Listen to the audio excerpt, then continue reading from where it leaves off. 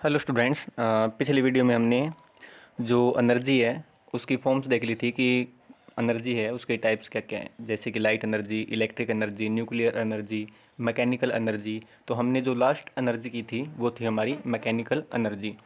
ठीक है, तो जो मैकेनिकल एनर्जी है उसके हैं दो टाइप होते हैं। ठीक है, काइनेटिक एनर्जी और पोटेंशियल एनर्जी। यानी मैकेनिकल एनर्जी के दो टाइप कौन कौन से हो गए? काइनेटिक एनर्जी और पोटेंशियल एनर्जी। तो सबसे पहले आज हम इस वीडियो में जो काइनेटिक एनर्जी है वो क्या होती है और उसकी जो डेरिवेशन है, उसका जो फॉर्मूला है, ठीक है, वो हम ड्राइव करेंगे। तो सबसे पहले हम बात करते हैं कि काइनेटिक एनर्जी होती क्या है। देखो, आपको the energy of a body, ये डेफिनेशन है, the energy of a body due to its motion, velocity और स्पीड। किसी भी बॉडी के अंदर उसके मोशन के कारण, उसकी स्पीड के कारण या उसकी वेलोसिटी के कारण उसके अंदर जो एनर्जी होती है उस एनर्जी को हम बोलते हैं काइनेटिक एनर्जी। जो भी चीज़ इस, जैसे कि हम बात कर लें, एग्जांपल ले लें कार का। कार अगर चल रही है तो उसके पास क्या है? Kinetic energy. यानी जो भी चीज़ चल रही है ना, तो उसके अंदर एनर्जी है उसके मोशन के कारण, ठीक है, उसकी स्पीड के कारण, उसकी वेलोसिटी के कारण।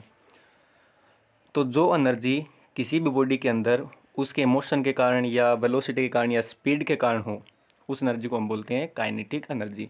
यानी आप एक बात ध्यान रखेंगे कि जो भी वस्तु चल रही होती है ना, उसके अंदर कौन सी एनर्जी मिलेगी आपको? Kinetic energy. ठीक है,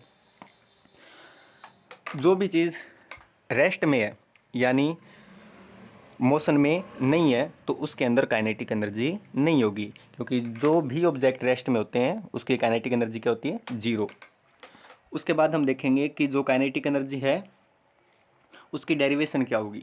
ठीक है ना, काइनेटिक एनर्जी की डेरिवेशन क्या होगी। तो सबसे पहले मैं आपको एक इंपॉर्टेंट चीज़ है वो बता देता हूँ। जैसे ये है, आपको कार दिख रही है, ठीक है, मान लीजिए एक कार है, शुरुआत में रेस्ट में थी तो इसकी काइनेटिक एनर्जी क्या थी? जीरो थी। फिर इसको है ना, कोई इंसान है वो धक्का लगा रहा है। क्या कर रहा है? कोई भी इंसान इस कार को धक्का लगा रहे हैं, यानी उस इंसान ने इस कार के ऊपर फोर्स लगाया। ठीक है ना, फोर्स लगाएगा तो ये कार है ना किस में आएगी? मोशन में आएगी, चलने लगेगी। हम किसी भी, कोई भी जो कार है वो खड़ी है उसको धक्का लगाएंगे तो वो मोशन में आ जाएगी। तो जब हम धक्का लगाएंगे, ठीक है ना, तो हम वर्क डन करेंगे। ठीक है ना, वर्क डन करेंगे तो हमारी जो एनर्जी है वो क्या होगी? खर्च होगी। ठीक है ना, जब भी हम वर्क डन करते हैं तो हमारी एनर्जी क्या होती है? खर्च होती है। तो जो एनर्जी हमारी खर्च हुई है ना, वो एनर्जी उस कार के अंदर क्या हो जाएगी? स्टोर हो जाएगी। ठीक है, दोबारा सुनिए कि ये जो कार थी, इस कार को ये जो इंसान है ये क्या कर रहा है? पुश कर रहा है, धक्का लगा रहा है। तो ये जो इंसान है ये क्या कर रहा है? वर्क डन कर रहा है। ठीक है ना, वर्क डन कर रहा है तो इसकी एनर्जी खर्च होगी, और वो जो एनर्जी इस इंसान की खर्च हुई है वो किस में स्टोर हो जाएगी? इस कार में स्टोर हो जाएगी। किसकी फॉर्म में? काइनेटिक एनर्जी के फॉर्म में। ठीक है ना, तो काइनेटिक एनर्जी क्या होगी कि जो वर्क डन हमने किया है, ठीक है ना, वो फिर किसके बराबर हो जाएगा? काइनेटिक एनर्जी के बराबर हो जाएगा। समझ में आया? तो यानी जो ये इंसान इस कार को धक्का लगाएगा, ये वर्क डन करेगा, वर्क डन करेगा तो इसकी एनर्जी खर्च होगी। इस इंसान की जो एनर्जी खर्च हुई है वो इस कार की काइनेटिक एनर्जी के रूप में क्या हो जाएगी? स्टोर हो जाएगी। तो यानी वर्क डन किसके बराबर हुआ? फिर यहाँ पर काइनेटिक एनर्जी के बराबर हुआ। ठीक है ना, तो ये बात आपको ध्यान रखनी है कि वर्क डन होगा किसके बराबर होगा? काइनेटिक एनर्जी के बराबर होगा। ठीक है ना, उसके बाद देखें डेरिवेशन की बात करेंगे। अगर डेरिवेशन की हम बात करें ना तो शुरुआत करते हैं। जैसे देखो, वर्क डन है उसका फॉर्मूला क्या होता है? फोर्स इंटू में डिस्प्लेसमेंट, यानी डब्ल्यू बराबर एफ इंटू में एस। यहाँ पे एफ क्या है? फोर्स, और यहाँ पे एस क्या है? डिस्प्लेसमेंट। तो वर्क डन का फॉर्मूला क्या हुआ? फोर्स इंटू में डिस्प्लेसमेंट हुआ।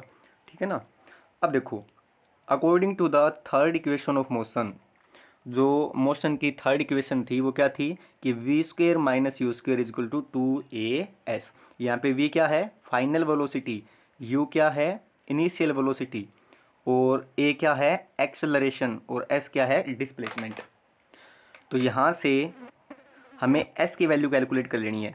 ये जो इक्वेशन है ना हमारी, v square minus you square is equal to 2AS, यहाँ से हमने एस की वैल्यू निकाली। एस की वैल्यू हमने क्या निकाली?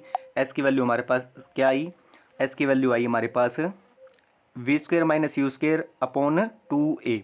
ये हमारे पास एस की वैल्यू आ गई। इसको हमने लिख दिया इक्वेशन नंबर 2। वर्क डन वाली हमारी फर्स्ट इक्वेशन हो गई थी, ये फर्स्ट इक्वेशन और ये हमारी सेकंड इक्वेशन।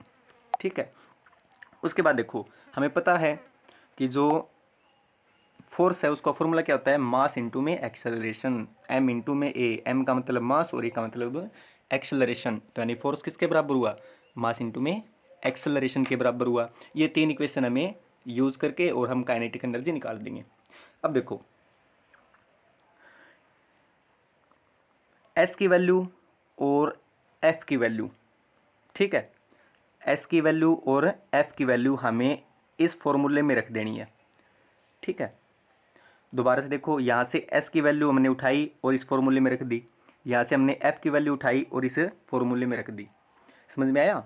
तो जब हम एफ और एस की वैल्यू वर्क डन वाले फॉर्मूले में लिखेंगे ना, तो हमारे पास ये इक्वेशन आएगी। देखो डब्ल्यू बराबर, क्या इक्वेशन आई, डब्ल्यू बराबर एम ए, क्योंकि फोर्स की वैल्यू हमने क्या रखी, एम इंटू में ए, वो हमने वर्क डन वाले फॉर्मूले में रख दिया यहाँ पे, यानी एफ की जगह हमने क्या रख दिया, एम इंटू में ए, और एस की जगह हमने क्या रख दिया, s is equal to v square minus u square upon 2a। तो ये देखो हमारे पास ये इक्वेशन आ गई।